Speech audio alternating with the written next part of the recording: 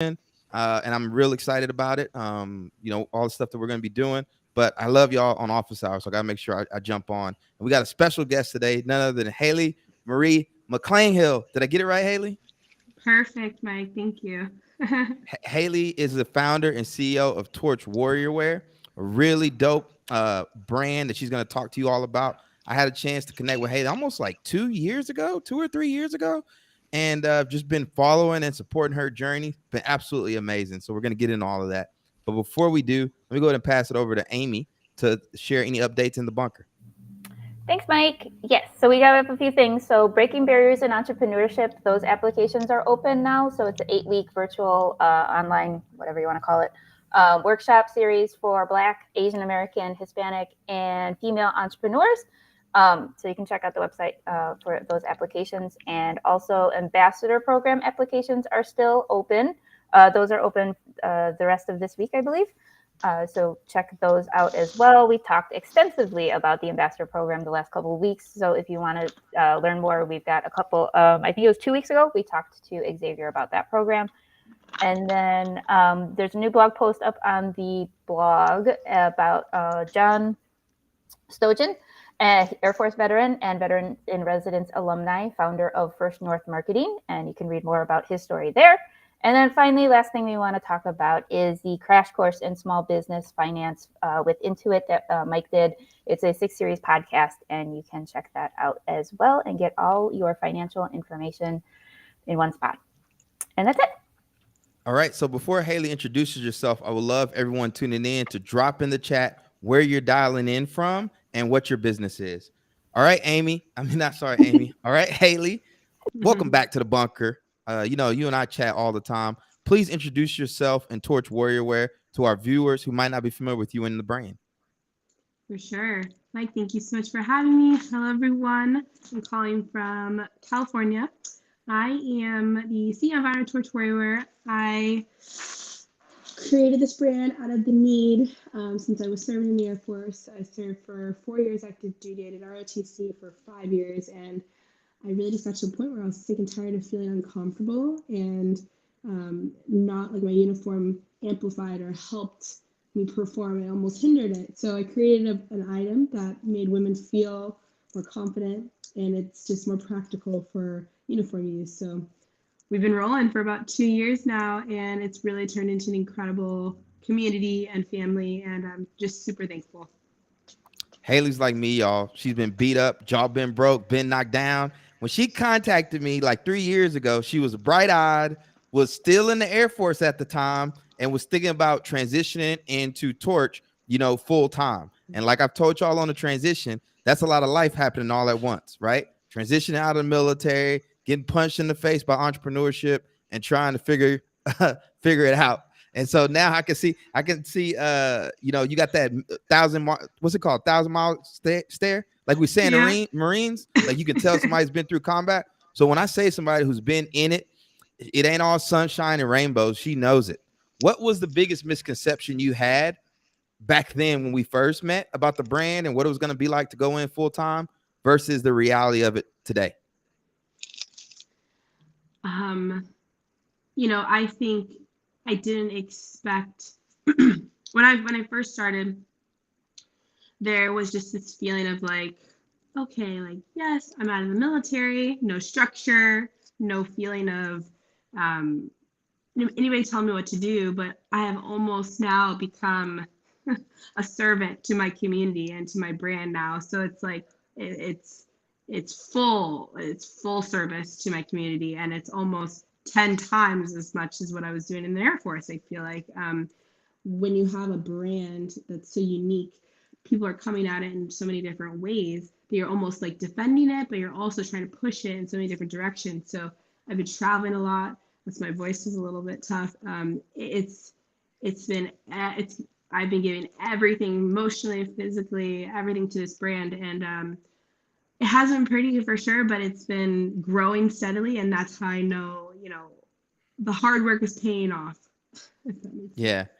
A lot of times we'll get energized by these ideas, right? And you get that natural endorphin, and then you launch it. And I'm convinced launching a brand is the easy part.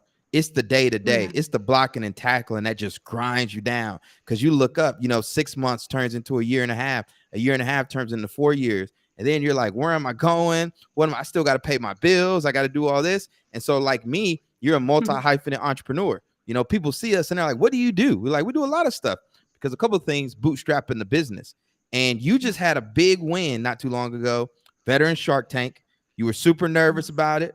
I think we talked for like an hour and a half before, and then you went off and you just absolutely crushed it. Got $50,000 in non-dilutive capital to grow the brand. Talk to us about that. What was that experience like for you? Yeah, Mike, I mean, that was the first time I've ever put myself and my business out there for the world to see on that stage. I do have a background in professional cheerleading, so I think my ability to put myself out there and to perform definitely helped at that background, but nothing prepared me for, the amount of work that went into creating my pitch and saying, okay, this is the first time people are actually going to see my brand and what we've been doing, and how am I going to concisely put all this together so people understand and they feel emotionally attached and they understand that it's needed.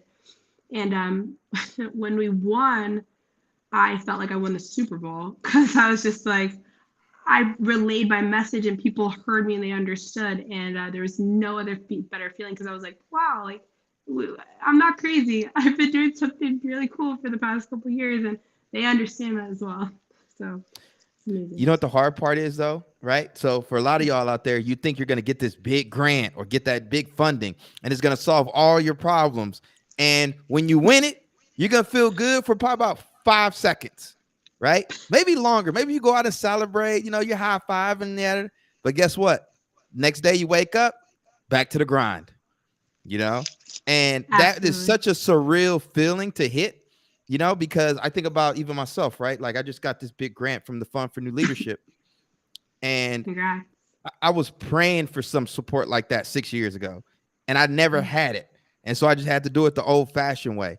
But nobody's going to save you. That's the reality of it. I know no matter what funding you get, no matter, who's in your corner, for us as the founders, if we're not all in, it's not going to work. And so keeping the dream alive. And so for you to experience that now, you got $50,000. What have you been working on? How are you leveraging that funding to grow the brand?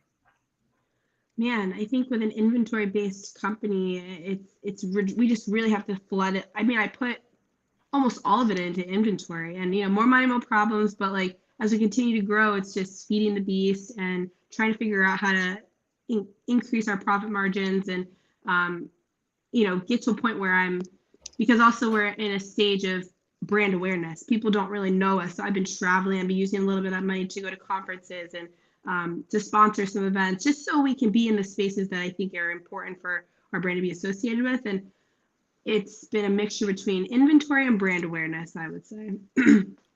Now, y'all know I say this. All entrepreneurship is hard. You got to choose your hard, though, because nonprofit, notoriously hard. Been doing it like 7 years at this point. Okay. Opening a restaurant, notoriously hard. Apparel, notoriously hard. Because like Haley said, all that inventory, that's just money sitting. You don't have the high profit margins like an agency owner or, a venture backable SaaS product, right? You're still out there, carrying boxes around. Everybody loves to see a little pop up. Oh, it's so beautiful. But then once everybody leaves, you got to break it down. And it's a whole situation getting it to and from, man. The struggle is real. And I just want to say how proud I am of you for taking it head on, because again, it's been amazing just having a front row seat of your journey. And one thing I forgot to mention, y'all, Haley was in my book, Black Veteran Entrepreneur. We put the whole Torch Warriorwear story in there. And when you won Veteran Shark Tank, when I think about me winning FNL, and I think about some other veteran entrepreneurs and military spouses in my network, one of the things I've come to realize this year is, as much as we're pitching these ventures and selling them, you're really selling yourself. And like I told you back then, NFL cheerleader, Air Force officer, right? Athletic, right? Product founder fit. You are the one person that could solve this problem. You understand the demographic that you're going after, female warriors.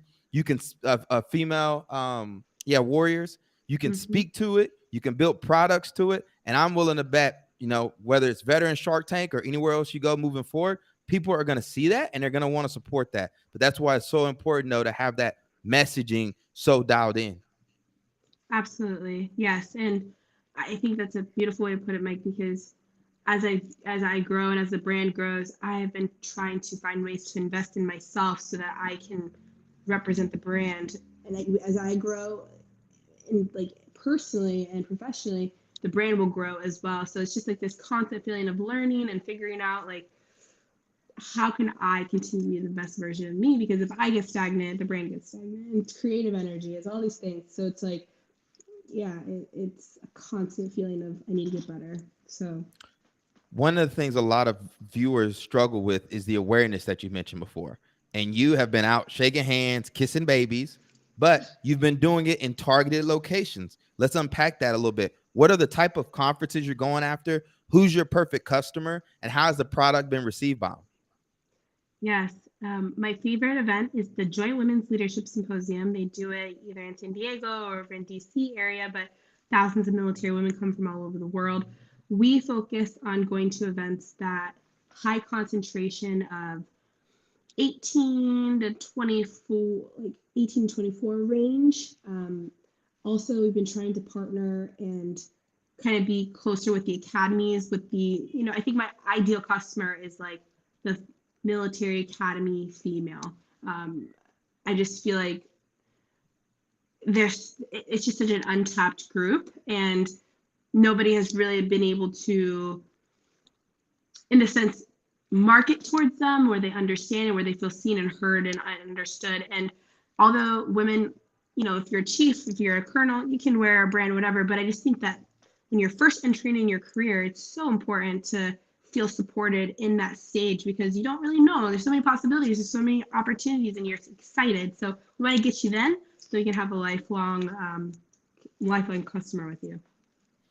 Now, we've got a bunch of entrepreneurs in the chat. Shout out to Joe Costello, Elijah, who's thinking about starting business. Shout out to Josh, always tuning in. What questions do you have for Haley and Torch?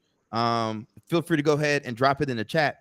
Now, one of the things we also talked about, Haley, was if this going after this female service academy demographic, right? Really looking for potential ambassadors, on campus, right? Mm-hmm. Or like you say, the conferences and specific sports teams that you could go after, use that as your beachhead market, and then grow up from there.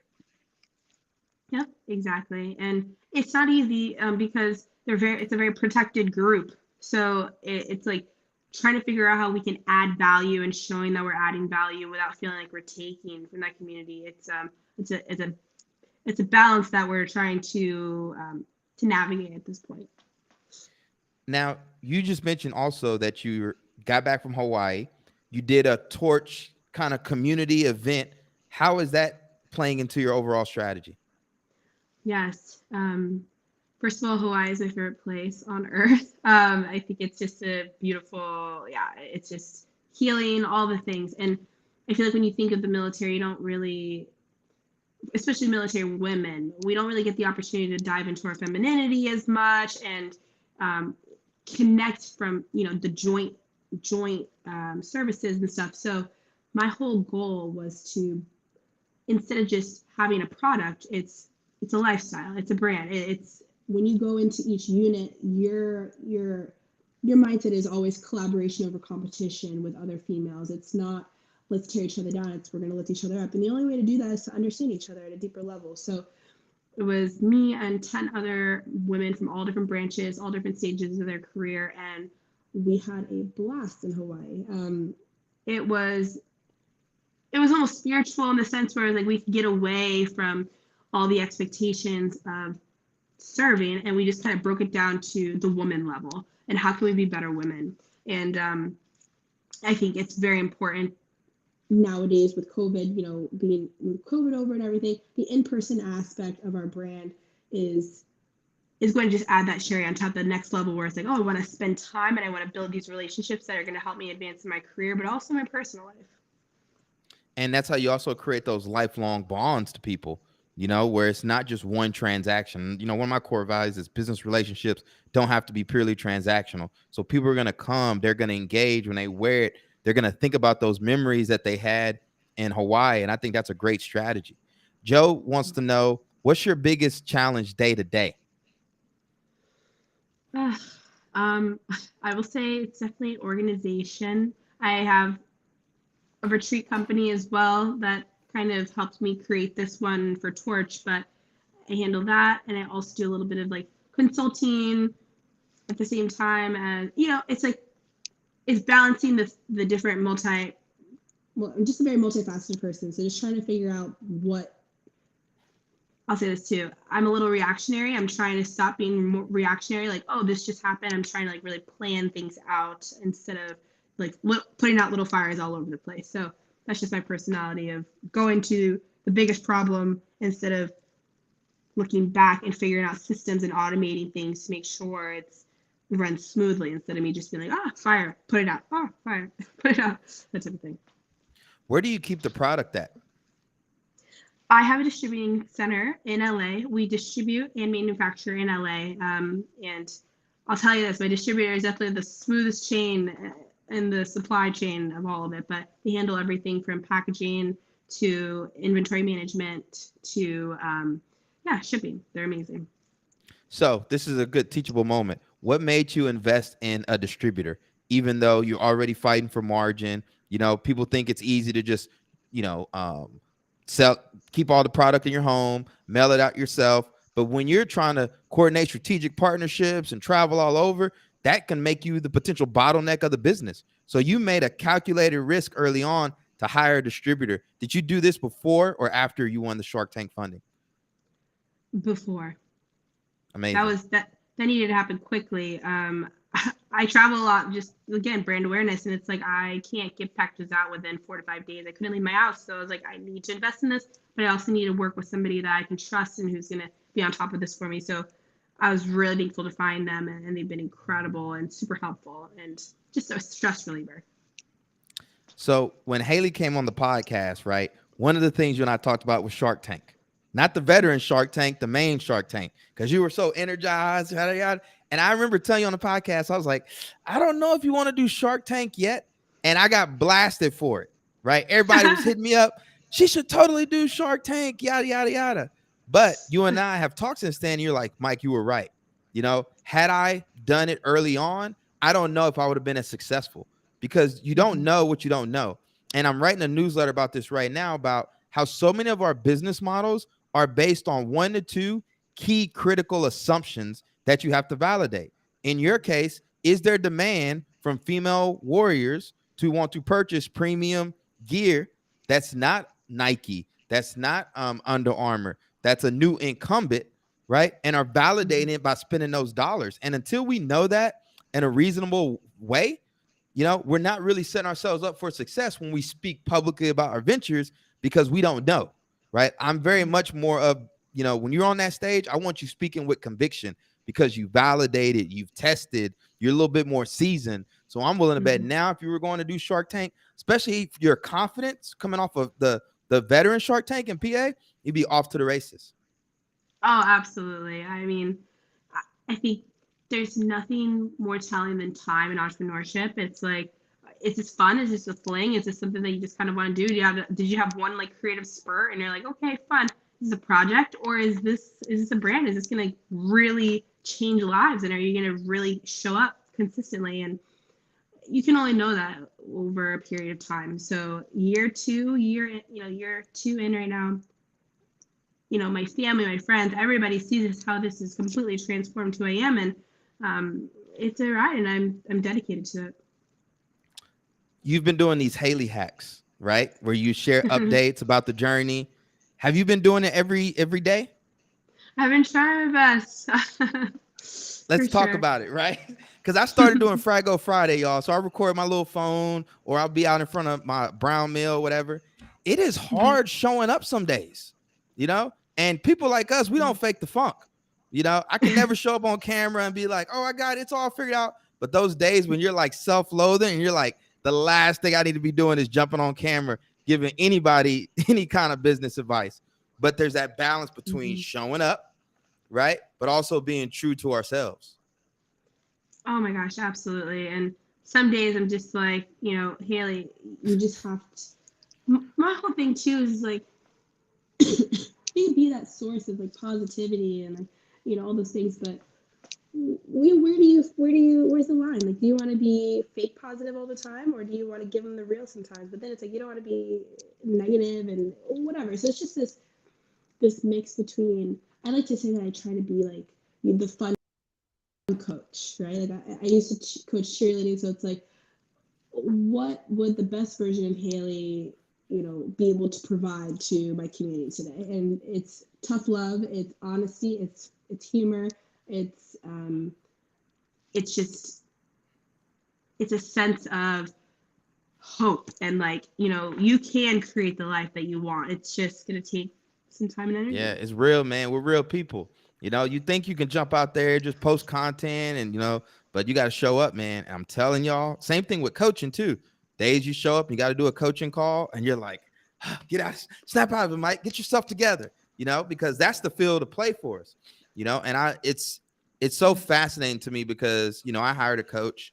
And then when I became a coach, I never imagined, I always thought my coach had it all figured out, like every time he showed up to a call, he had it.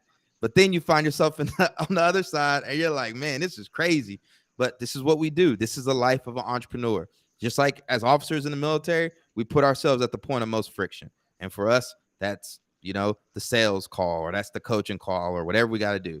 So if you're feeling like that, right? I know y'all see people out here that look like they're killing it, right? Man, we're going through the same struggles. It's just at a different stage. That's all. Absolutely. And we're pushing ourselves through those challenges where we're getting tougher and tougher. So it's like things are hitting us all the time, but we're just getting stronger. As we hope we are. So, book recommendation, Haley. What rec do you have for our viewers today? I'm reading a great one right now. It's What Harvard Business School Did Not Teach You. It's a good one. Yeah, I think that's the guy that started IMG Academy. I have that. I'm also listening to a book called Harvard Business School Unconfidential or something like that as well. I got a couple buddies that went to Harvard. I've been picking their brains a little bit. What's the biggest takeaway you've gotten from the book so far?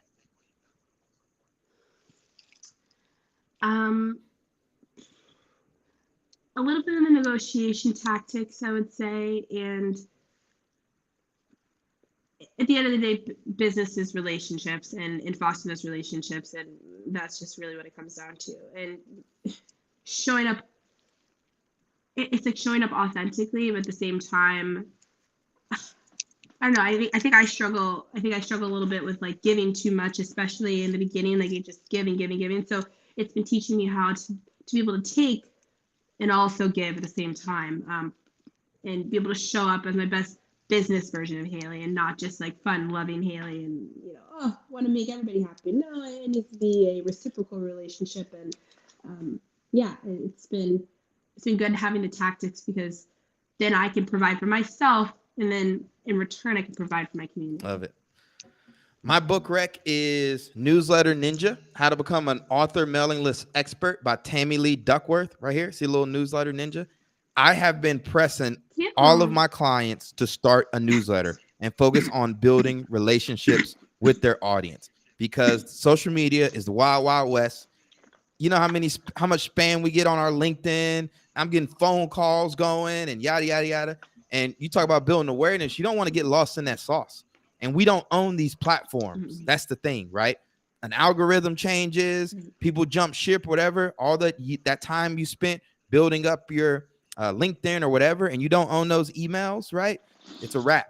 And so I've just been consistently putting out a good newsletter through my dog whistle brand. I've got my clients going as well, and it's been amazing seeing the engagement. And what I've noticed is like last week, I didn't put out a Fraggle Friday, and I sent it out a newsletter. Why? I was like, mentally, I'm just not feeling it right now.